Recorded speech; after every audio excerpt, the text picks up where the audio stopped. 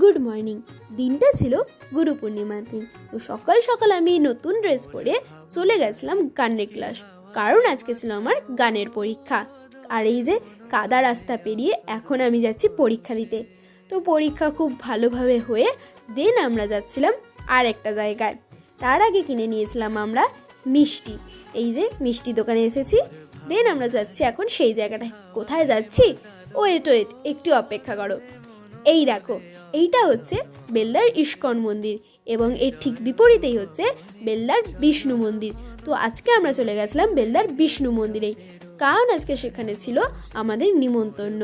তো এই যে আমি আর বাবা আর মা তিনজন মিলে চলে গেছিলাম। তো এই হচ্ছে মন্দির, কি সুন্দর না?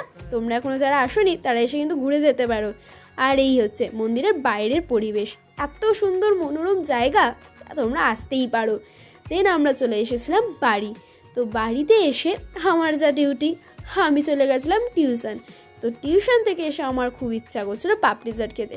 তো আমি পাপড়ি চাট খাই, ততক্ষণে যেন টাটা।